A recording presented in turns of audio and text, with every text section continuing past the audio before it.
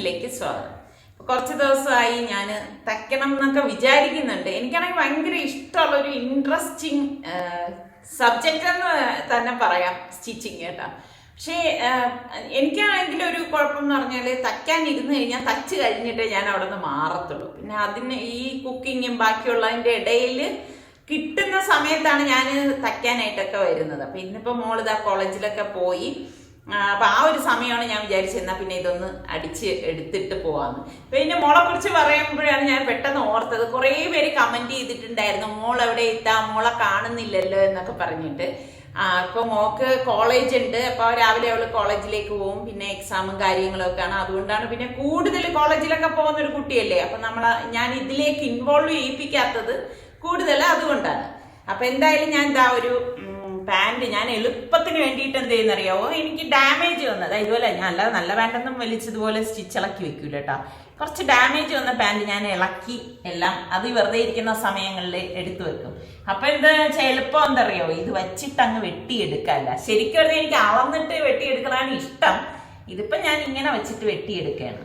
പലപ്പോഴും ഞാൻ വിചാരിക്കും എല്ലാം ഒന്ന് വെട്ടി മാറ്റി വെച്ചിരുന്നാൽ സമയം കിട്ടുന്ന അനുസരിച്ച് തച്ചെടുക്കാല്ല എന്നൊക്കെ കരുതും കേട്ടോ. പക്ഷെ എനിക്ക് പിന്നെ ഞാൻ പറഞ്ഞില്ലേ, എനിക്ക് വെട്ടിക്കഴിഞ്ഞാൽ അന്നേരം തന്നെ അത് തച്ചില്ലെങ്കിൽ എന്തോ ഒരു അസ്വസ്ഥതയാണ് കേട്ടോ. ഇപ്പൊ നിങ്ങളിപ്പോ തയ്ക്കുന്നവര് ഒരുപാട് പേര് ഇത് കാണുന്നവരുണ്ടാവും. അപ്പൊ നിങ്ങൾക്കും എന്നെ പോലെ ഫീൽ ചെയ്യുന്ന എത്ര പേരുണ്ട്. അപ്പം അതുകൊണ്ടാണ് പിന്നെ ഞാനൊന്നും വെട്ടി വെക്കാത്തത്. എനിക്കാണെങ്കിൽ ഈ പറഞ്ഞ മാതിരി സ്റ്റിച്ചിങ് ഭയങ്കര ഇഷ്ടമുള്ള ഒരു സംഭവമാണ് കേട്ടോ.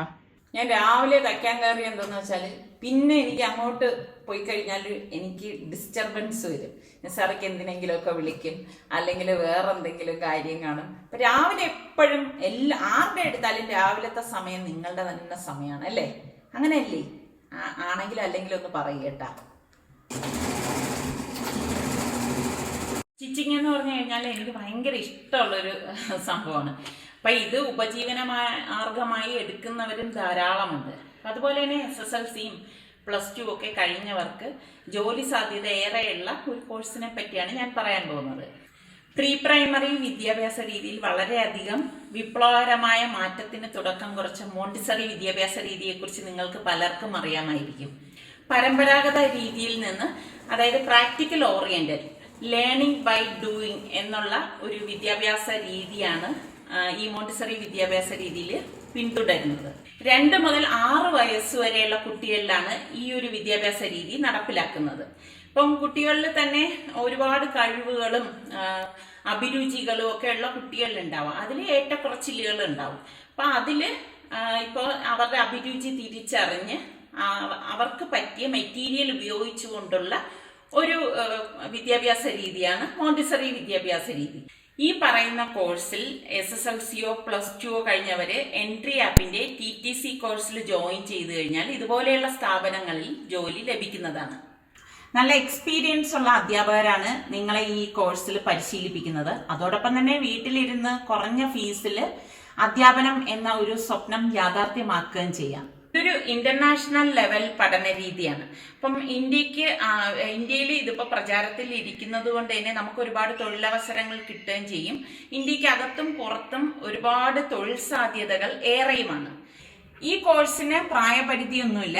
അപ്പം ഈ കോഴ്സ് കംപ്ലീറ്റ് ആക്കുന്നവർക്ക് എൻട്രി ആപ്പ് 1 ഇയർ ഡിപ്ലോമ സർട്ടിഫിക്കറ്റ് നൽകുന്നതാണ്. അപ്പൊ ഇതിന്റെ കൂടുതൽ ഡീറ്റെയിൽസ് ഞാൻ പിൻഡ് കമന്റ് ആയിട്ട് കൊടുത്തേക്കാം. ഇപ്പതാ പാൻറ് തയ്ക്കാൻ പാടൊന്നുമില്ല കേട്ടോ. ഇതിപ്പോൾ അതാ കംപ്ലീറ്റ് ആയിട്ടുണ്ട്. ഇനി മുകളിലൊന്ന് മടക്കി എലാസ്റ്റിക്കാണ് ഞാൻ വെക്കുന്നത് കേട്ടോ. അപ്പം എനിക്ക് ഇതാ കുറച്ച് നല്ല ഫ്രഷ് ആയിട്ടുള്ള പ്രോൺസ് കിട്ടിയിട്ടുണ്ട്. അപ്പം ടൈഗർ പ്രോൺസ് എന്നാണ് അവർ പറഞ്ഞത്. അത്ര വലുതുമല്ല, എന്നാൽ തീരെ ചെറുതുമല്ല. അതാ ഈ ഒരു സൈസിലാണ് കിട്ടിയത്. അപ്പൊ ഇത് ഞാൻ ഇനിയിപ്പോൾ ഒന്ന് ക്ലീൻ ചെയ്തെടുക്കണം. അതുപോലെ തന്നെ ക്രാബും കിട്ടിയിട്ടുണ്ട് കേട്ടോ. 2 ടൈപ്പിലെ ക്രാബാണ്. ഇതാ ഒന്ന് കുറച്ച് വലിപ്പമുള്ളത്, ഒന്ന് കുറച്ച് ചെറുതുമാണ്. അപ്പം ഞാൻ വിചാരിച്ചു ഇത് വെച്ചിട്ടൊരു വെറൈറ്റി വിഭവം വേണം തയ്യാറാക്കാനുള്ളത്.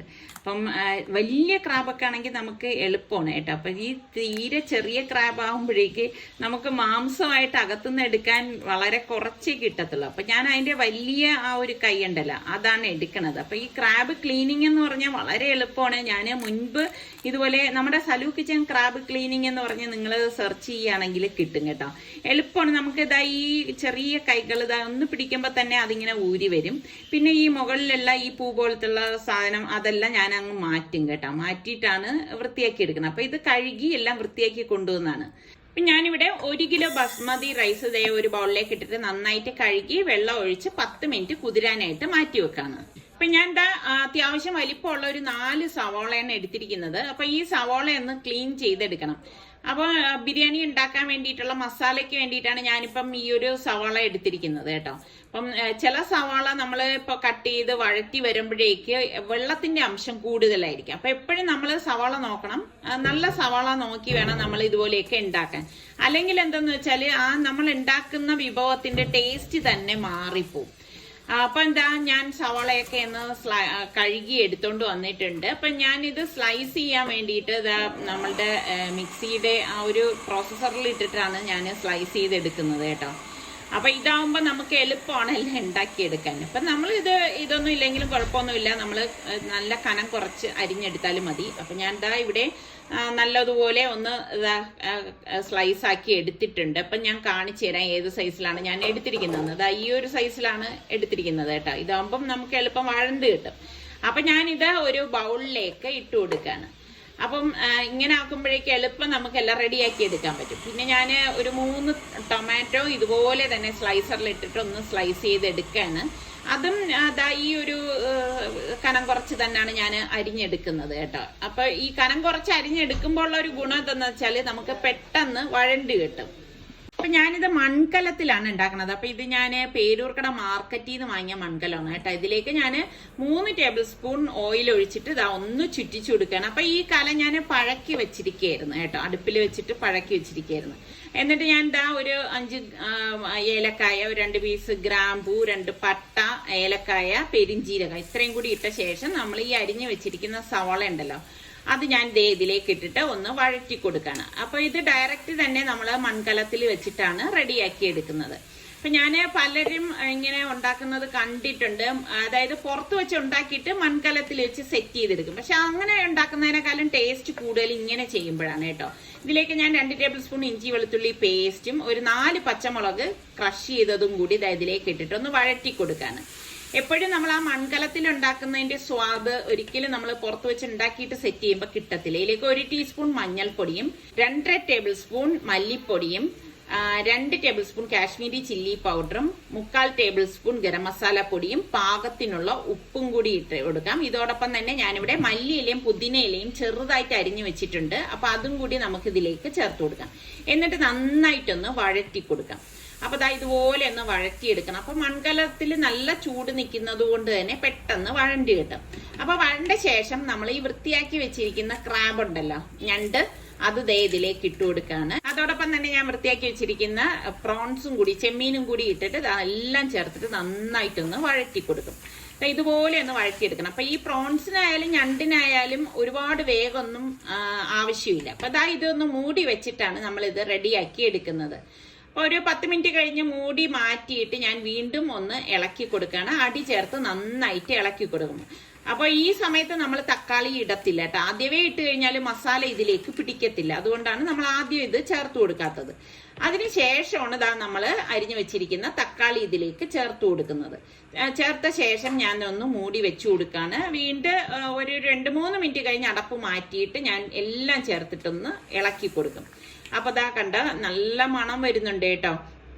ശരിക്കും പറഞ്ഞ മൺകലത്തിലൊക്കെ ഇതുപോലെ ഉണ്ടാക്കിയെടുക്കുമ്പോൾ കിഡിലും ടേസ്റ്റ് ആണ് കേട്ടോ. അപ്പൊ മൂടി വെച്ചു കൊടുക്കാണ്. വീണ്ടും 1 മിനിറ്റിന് ശേഷം ഞാൻ അടപ്പ് മാറ്റിയിട്ട് അടി ചേർത്ത് നന്നായിട്ടൊന്ന് ഇളക്കി കൊടുക്കാണ്. അപ്പൊ നമ്മളുടെ പ്രോൺസും ഞണ്ടും ഒക്കെ വെന്ത് വന്നിട്ടുണ്ട് കണ്ടോ. എല്ലാം നല്ല കറക്റ്റ് പരുവായിരിക്കുകയാണ്. അപ്പൊ ഞാനത് ഈ മസാല മറ്റൊരു ചട്ടിയിലേക്കൊന്ന് മാറ്റി കൊടുക്കാണ്. കാരണം നമുക്കിനി ഈ ചട്ടിയിൽ വെച്ചിട്ടാണ് റൈസ് തയ്യാറാക്കി എടുക്കുന്നത്. അപ്പോൾ അതാ ചൂടോടുകൂടി തന്നെ നമ്മളിതൊന്ന് മാറ്റി കൊടുക്കണം. എല്ലാ മസാലയും ഞാൻ മാറ്റിയിട്ടുണ്ട്. ഇതേ ചട്ടിയിൽ തന്നെ ഞാൻ 2 ടേബിൾ സ്പൂൺ ഓയിലും അതുപോലെ നെയ്യുണ്ടല്ലോ, നെയ്യ് 2 ടേബിൾ സ്പൂൺ മുഴുവനായിട്ട് ഇതുപോലേക്ക് ഒഴിച്ചു കൊടുക്കുകയാണ്. ഒഴിച്ചു കൊടുത്തിട്ട് ഒരു 3-4 പട്ട, ഗ്രാമ്പു, പെരിഞ്ചീരകം ഇത് ഇത്രയും കൂടി ഇതിലേക്ക് ഇട്ട് കൊടുക്കുകയാണ്. പിന്നെ ഒരു കൈപ്പിടി സവാളയും ഒരു 3-4 പച്ചമുളകും കൂടി ഇട്ടിട്ട് ഇതാ ഒന്ന് വഴറ്റി കൊടുക്കും. അപ്പൊ ആ മസാല ഇപ്പം നിങ്ങൾ കലം കഴുകിയിട്ടൊന്നും എടുക്കണ്ട, മസാല ഫുള്ള് മാറ്റിയിട്ട് ഇതേ കലത്തിൽ തന്നെയാണ് ചെയ്യണത് കേട്ടോ. അപ്പൊ ഞാൻ ആ 1 ലിറ്റർ കണക്കാക്കിയ ജാറിൽ വെള്ളം എടുത്തെങ്കിൽ അതിന്റെ ഇരട്ടി വെള്ളം ഇതിലേക്ക് ഒഴിച്ചു കൊടുക്കുകയാണ്. ആ ജാറിൽ തന്നെ 2 ജാർ വെള്ളം ഒഴിച്ചു കൊടുത്ത് പാകത്തിനുള്ള ഉപ്പും കൂടി ഇട്ട് കൊടുക്കുകയാണ്. ഇട്ട് കൊടുത്തിട്ട് നന്നായിട്ടൊന്ന് ഇളക്കി കൊടുക്കും. അപ്പൊ ഇതുപോലെ ഒന്ന് ഇളക്കി പാകത്തിനൊക്കെ ഉപ്പുണ്ടോ എന്ന് നോക്കണം. ഞാൻ ഒന്ന് മൂടി വെച്ചു കൊടുക്കുകയാണ്. ഞാനിതാ വെള്ളം വെട്ടി തിളച്ചപ്പോഴേക്ക് മൂടി മാറ്റിയിട്ട് നമ്മൾ കഴുകി ഡ്രെയിൻ ചെയ്ത് വെച്ചിരിക്കുന്ന ബസ്മതി അരി ഉണ്ടല്ലോ, അത് ഇതിലേക്ക് ഇട്ട് കൊടുക്കുകയാണ്. അപ്പൊ ഇത് ഇന്ത്യ ഗേറ്റിന്റെ ബസ്മതി റൈസ് ആണ് കേട്ടോ. എന്നിട്ട് നന്നായിട്ടൊന്ന് ഇളക്കി കൊടുക്കുക. അപ്പൊ നിങ്ങൾക്കൊക്കെ ബിരിയാണി ഉണ്ടാക്കുമ്പോഴേക്ക് ബസ്മതി റൈസ് ഇട്ട് ഉണ്ടാക്കുന്നതാണോ കൈമ റൈസിൽ ചെയ്യുന്നതാണോ ഇഷ്ടം? അപ്പൊ ഞാനൊന്ന് മൂടി വെച്ചു കൊടുത്തിരിക്കുകയാണ്. പിന്നെ ഇടയ്ക്ക് ഇതിന്റെ അടപ്പൊന്ന് മാറ്റിയിട്ട് ഞാനൊന്ന് ഇളക്കി കൊടുക്കുകയാണ്. ഇത് ജസ്റ്റ് നിങ്ങൾക്ക് കാണിച്ചു തരാൻ വേണ്ടിയിട്ട് ഞാനൊന്ന് ഇളക്കി കാണിച്ചു തന്നതാണ് കേട്ടോ. അല്ലെങ്കിൽ ഞാൻ എങ്ങനെയാണെന്ന് വെച്ചാൽ സെറ്റ് ചെയ്യാൻ വെച്ച് കഴിഞ്ഞാൽ പിന്നെ ഞാൻ എടുക്കത്തില്ല, അത് വെന്ത ശേഷം മാത്രമേ അടപ്പ് മാറ്റത്തുള്ളൂ. അപ്പൊ ഈ സമയത്ത് ഞാൻ ഇതിലേക്ക് 1 ടേബിൾ സ്പൂണോളം നെയ്യ് ഇതുപോലെ ഒന്ന് ഒഴിച്ചു കൊടുക്കണം. എങ്കിൽ മാത്രമേ നല്ല ടേസ്റ്റ് ഉണ്ടാവൂ. പിന്നെ കുറച്ച് മല്ലിയിലയും പുതിനയിലയും ചെറുതായിട്ട് അരിഞ്ഞതും കൂടി നമുക്ക് ഇതുപോലെ ഒന്ന് ഇട്ട് കൊടുക്കണം. അത് കുറച്ചധികം ഇട്ട് കൊടുക്കുമ്പോഴാണ് ടേസ്റ്റ് കിട്ടുന്നത് കേട്ടോ. എന്നിട്ട് ഞാനൊന്ന് മൂടി വെച്ചു കൊടുക്കാണ്. മൂടി വെച്ച് ഒരു 10 മിനിറ്റ് ആണ്ട് അതിനുള്ളിൽ തന്നെ റൈസ് റെഡിയായി കിട്ടും. അപ്പൊ ഒരു ഫോർക്ക് കൊണ്ട് ഇതൊന്ന് ഇളക്കി കൊടുക്കാണ്. അപ്പൊ കണ്ട അടി ചേർത്താണ് ഞാനൊന്ന് ഇളക്കി കൊടുക്കുന്നത്. അപ്പം അരി പൊടിഞ്ഞു പോവാതിരിക്കാൻ പ്രത്യേകം ശ്രദ്ധിക്കണം കേട്ടോ, ഇങ്ങനെയൊക്കെ ഇളക്കുമ്പോഴേക്ക്. ഇനി ഞാൻ ഇതിന് മീതെ കുറച്ച് സവാള ഫ്രൈ ചെയ്തതും അതുപോലെ തന്നെ അണ്ടിപ്പരിപ്പും കിസ്മിസും ഒക്കെ ഒന്ന് നെയ്യിൽ ഫ്രൈ ചെയ്തെടുത്തതാണ് കേട്ടോ. അതും കൂടി ഇതിലേക്ക് ഇട്ട് കൊടുത്ത ശേഷം നമ്മൾ ഈ മാറ്റി വെച്ചിരിക്കുന്ന മസാല ഉണ്ടല്ലോ, പ്രോൺസിന്റെയും ക്രാബിന്റെയും, ആ ക്രാബും ആ മസാലയും എല്ലാം ചേർത്തിട്ട് ഒരുമിച്ച് ഇതിന് മീതെ ഇതുപോലെ അങ്ങ് വെച്ചു കൊടുക്കും. ശരിക്കും അതിന്റെ ഫ്ലേവർ നമുക്ക് കിട്ടാൻ വേണ്ടിയിട്ടാണ് കേട്ടോ. റൈസിൽ പിടിച്ചിട്ട് നല്ല ടേസ്റ്റ് ആയിരിക്കും. അപ്പൊ ഇതുപോലെ വെച്ചു കൊടുത്ത ശേഷം ഇതിന് മീതെ കുറച്ച് മല്ലിയിലയും പുതിനയിലയും കൂടി ഞാൻ ചെറുതായിട്ട് കട്ട് ചെയ്തത് വെച്ചു കൊടുക്കാണ്. ഇതുപോലെ വെച്ചു കൊടുത്തിട്ട് നല്ല ഒരു വാഴയില കൊണ്ട് ഞാനിതൊന്ന് കവർ ചെയ്തെടുക്കുകയാണ്. വാഴയില വെച്ചിട്ട് നമ്മളിത് കവർ ചെയ്തെടുക്കുമ്പോൾ പിന്നെ ഇത് തുറക്കുമ്പോൾ നല്ല മണം വരും കേട്ടോ.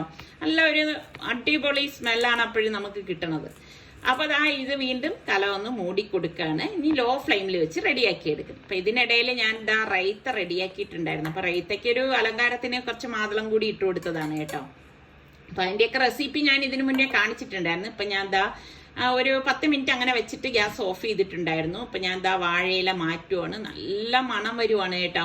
അപ്പൊ നമ്മളുടെ മസാലയൊക്കെ വീണ്ടും ഞാൻ ഒരു പ്ലേറ്റിലേക്ക് മാറ്റുവാണ്. വേണമെങ്കിൽ എല്ലാം ചേർത്തിട്ട് മിക്സ് ചെയ്ത് കൊടുക്കാം. ഇതിപ്പോ സൗകര്യത്തിന് വേണ്ടിയിട്ട് ഞാൻ വലിയൊരു പ്ലേറ്റ് എടുത്തിട്ട് ഈ മസാല എല്ലാം പ്രത്യേകം സെപ്പറേറ്റ് ആക്കി മാറ്റി വെക്കുവാണ് ചെയ്യണത്.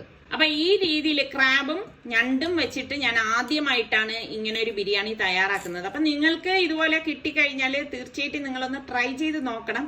നല്ല ടേസ്റ്റ് ആയിരിക്കും എന്ന് തന്നെയാണ് എൻ്റെ 100% വിശ്വാസം കേട്ടോ. കാരണം ആ മസാല നമുക്ക് എടുത്ത് മാറ്റുമ്പോൾ തന്നെ ആ ഒരു ഫീല്, അതായത് ആ ഒരു മണം അടിക്കുമ്പോൾ തന്നെ നമുക്ക് അറിയാമല്ലോ ഇത് നന്നായിരിക്കോ ഇല്ലയോ എന്നൊക്കെ ഉള്ളത്. അപ്പൊ എന്തായാലും നല്ല കിഡ് ടേസ്റ്റ് തന്നെ ആയിരിക്കും, ഞാൻ ഗ്യാരണ്ടി തരല്ലേ. ഞാനിപ്പോ കാണിച്ചു തരാവേ, ഇതിന്റെ റൈസ് ഒന്ന് ഇളക്കിയിട്ട് കാണിച്ചു തരാം. ഇതിലിപ്പോ ആർട്ടിഫിഷ്യൽ കളേഴ്സോ ഒന്നും ഞാൻ ചേർത്തിട്ടില്ല, നല്ല നാടൻ രീതിയിലാണ് ഉണ്ടാക്കിയെടുത്തത്. അപ്പം നിങ്ങൾ ട്രൈ ചെയ്യാത്തവർ ഈ രീതിയിലൊന്ന് ട്രൈ ചെയ്ത് നോക്കണം. അപ്പൊ ഞാനിത് ഫോട്ടോയ്ക്ക് വേണ്ടിയിട്ട് ഞാനൊന്ന് സെറ്റ് ചെയ്യാൻ വേണ്ടിയിട്ടാണ് ഇപ്പൊ ഇങ്ങനെ എടുത്തത് കേട്ടോ. ഇത് വെന്ത് കുഴഞ്ഞു പോവുകയോ അല്ലെങ്കിൽ പൊടിഞ്ഞു പോവുകയോ ഒന്നും ചെയ്തിട്ടില്ല കേട്ടോ. അപ്പൊ ട്രൈ ചെയ്താൽ മാത്രം പോരാ, നിങ്ങൾ കഴിച്ചു നോക്കിയിട്ട് എങ്ങനെയുണ്ട് ഫീഡ്ബാക്ക് എന്നും കൂടി എനിക്കൊന്ന് പറയണം കേട്ടോ. അപ്പൊ ഞാൻ ഈ ഒരു രീതിയിൽ ക്രാബും ഞണ്ടും ഒക്കെ ഇടയ്ക്ക് വെച്ചിട്ടാണ് ഇതൊന്ന് ഗാർണിഷ് ചെയ്യുന്നത്. അപ്പൊ നമ്മളുടെ ചാനൽ കണ്ടോണ്ടിരിക്കുന്നവരിൽ സബ്സ്ക്രൈബ് ചെയ്യാതെ കാണുന്ന ആരെങ്കിലും ഒക്കെ ഉണ്ടെങ്കിൽ നിങ്ങൾക്ക് നമ്മളുടെ ചാനൽ ഇഷ്ടപ്പെട്ടാൽ സബ്സ്ക്രൈബ് ചെയ്യാൻ മറന്നു പോരുത് കേട്ടോ. അപ്പോൾ ആ ബെല്ലൈക്കൺ കൂടി പ്രസ് ചെയ്യുമ്പോഴേ ഞങ്ങൾ വീഡിയോസ് ഒക്കെ പോസ്റ്റ് ചെയ്യുമ്പോൾ നിങ്ങൾക്ക് നോട്ടിഫിക്കേഷൻ കിട്ടുകയുള്ളൂ. അപ്പൊ അടുത്ത നല്ല റെസിപ്പിയോ വ്ളോഗോ ആയിട്ടൊക്കെ കാണാം. അതുവരയ്ക്കും എല്ലാവർക്കും ബൈ ബൈ.